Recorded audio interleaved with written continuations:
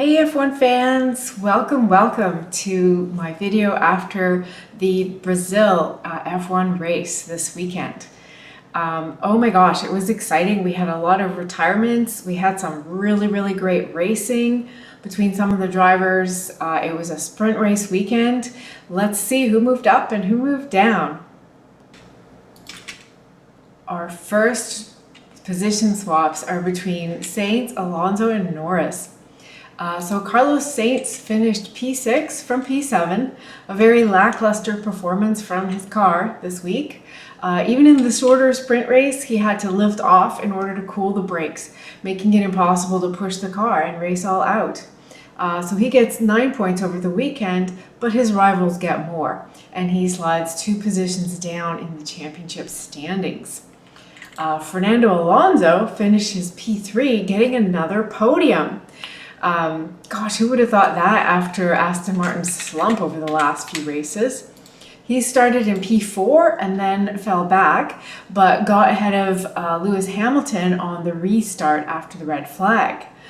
He then later on in the race held off Perez for like the last third of the race, with Perez having DRS on him the whole time and slightly newer tires, but still Perez couldn't get past. And then in a stunning conclusion with just 1 lap to go, Perez got past, but Alonso pulled out all the stops, battery charge tactics, track strategy, and managed to cross the line 0.5 of a second ahead of Perez. It was epic. It wasn't for P1, but it was epic nonetheless. And my driver of the day vote went to Alonso for all of that. And great racing on Perez's part too. They both just had a great time doing that. Lando Norris was the one who took driver of the day, and it was 3rd time in a row. And yes, I was tempted to race for him too, because it was such a great race for him. The car's in a performing position. McLaren's in a position to move up, and it's really exciting to see that Lando will be there, hopefully in that same powerful car next year, to actually challenge the Red Bulls, maybe. Particularly Max. So Lando started in P6 and had a great start, made up 4 positions up to P2 on the very first lap. He stayed right on Max for the rest of the race, even challenging for a pass at one point and closing the gap on the last stint when he got fastest lap. But whatever Lando tried, Max had it covered, and Lando brought in another very happy P2. So that was our first swap. Next we have Gasly and Stroll. So these guys have been neck and neck week in, week out. Gasly was the better of the 2 Alpines, finishing P7 from P15. But Stroll was really the star this week. He started in P3, which is unheard of for him. He's been having trouble getting out of Q1 to even get higher than starting, in P15. So starting in P3 is kind of a big deal for him. He's actually talking to the interviewers again. A few weeks ago, he was just completely depressed and was giving one-word answers. It was actually a bit sad and pathetic. But yeah, both he and Alonso got passed at the start, on the left side by Lando, on the right side by Lewis Hamilton. But in the end, Stroll held on to his position well throughout the race and finished P5 to get ahead of his close rival. All right, and our final swap. Yes, we have 3 swaps this week. Another big one between Bottas, Hülkenberg, and Tsunoda. So Bottas also had to retire, as with many other drivers, in lap 41 due to something overheating in his car. The track temperature was very hot this weekend. It was 50 degrees, so he wasn't the only one struggling with heat. Hülkenberg, he got sandwiched between Kevin Magnussen, his teammate, and Alex Albon on lap 1, turn 1. The incident brought out a safety car, then a red flag. Kevin and Alex were out. Many cars were damaged in the incident. But Nico Hülkenberg managed to survive it somehow, narrowly escaping also being out. and he finished the race in P12 from a P11 start. So actually quite decent, but no points. Yuki scored points again, both in the sprint race and in the main race. He qualified P16. There was a lot of people getting a bad quali because it started to rain. So if you didn't get a good lap in before the rain, it was over, and that was the positions that everyone had. So some really got caught out and didn't put in a good qualifying lap. He qualified P16 and finished up in P9, bringing in 2 more points for AlphaTauri, and more importantly, getting further ahead of Ricardo. Okay, as for the other drivers,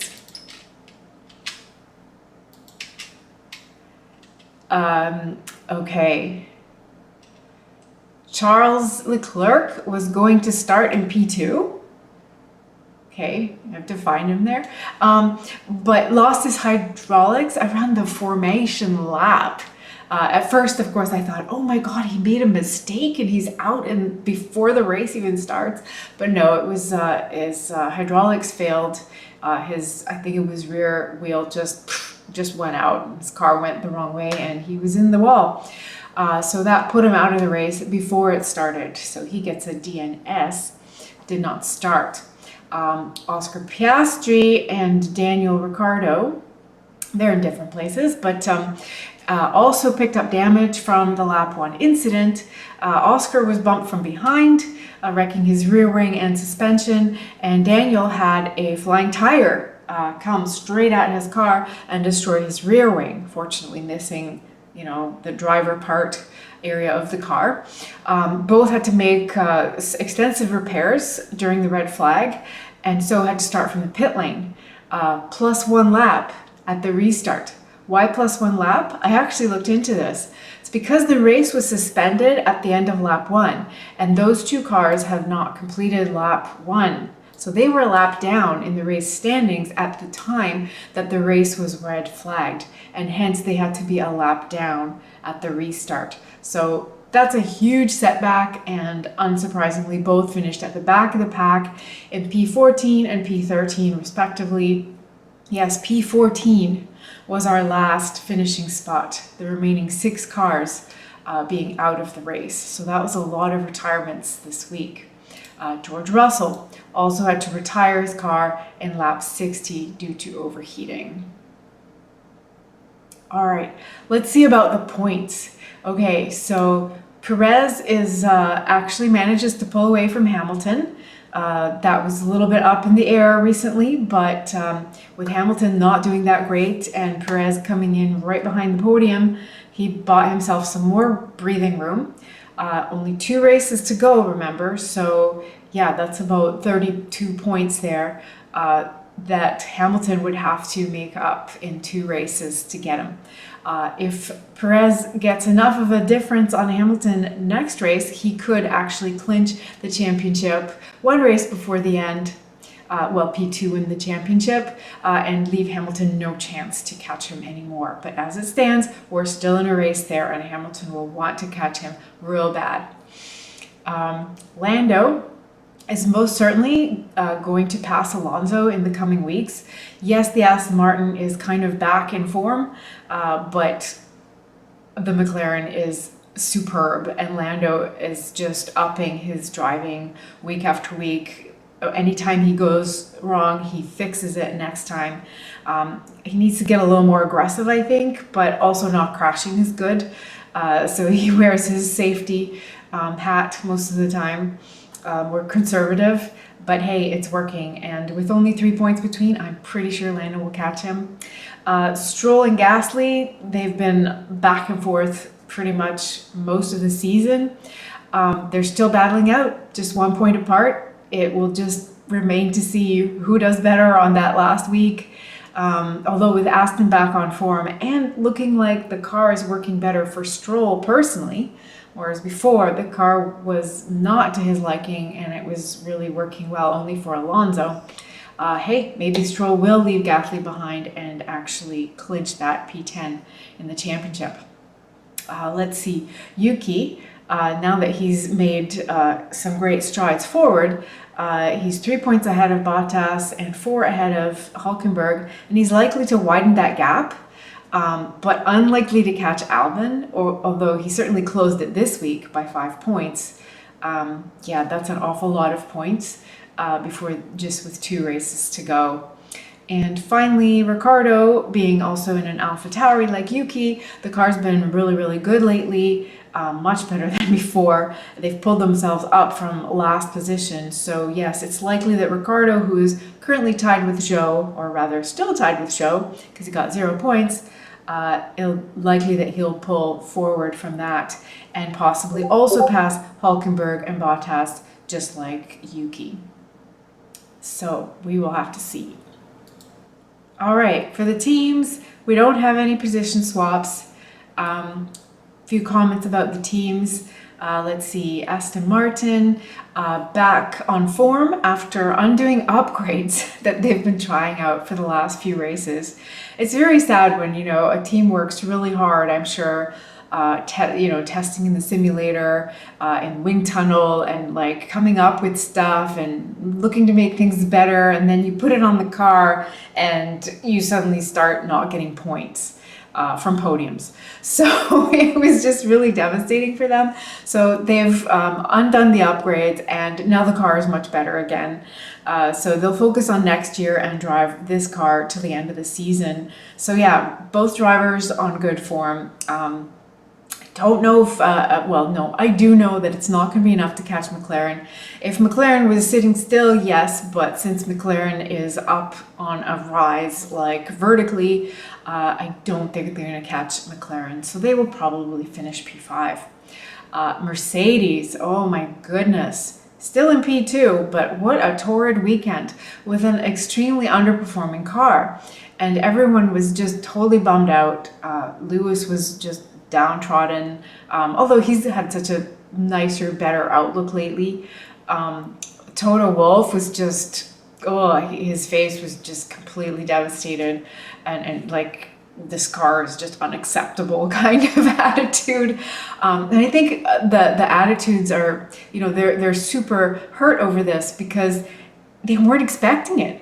And when you expect one thing from your car and your car gives you something else, you're left just wondering what the heck is going on. Surprises is not something good in Formula One development, where you need to kind of be able to make steady progress against the other teams. Everyone's developing, everyone's moving faster, getting ahead. So you can't fall back, and you certainly can't just have unexplained random underperformance. So I think that's why they're really, really devastated and shook by this, because they did not expect it. And if you don't understand your car, how can you move forward effectively? Let's see, Alfa Romeo.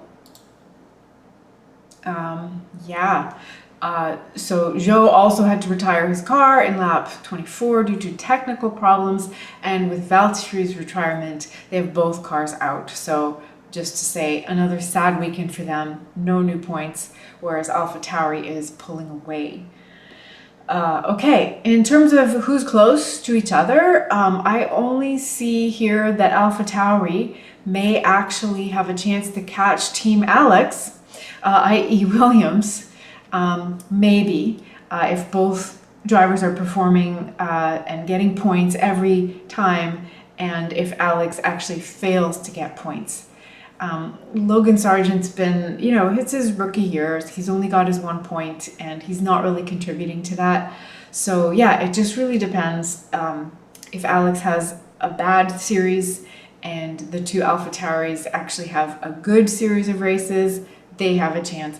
That's the only swap I actually foresee. I think everyone else will pretty much finish right where they are. I suppose Haas could surprise everybody and have both drivers end in the points and pass Alfa Romeo.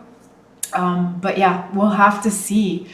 Okay, and the next race is Las Vegas, a first time at a new circuit. It's a street circuit. No one knows quite what to expect, so it should be really, really exciting. See you after that race. Bye.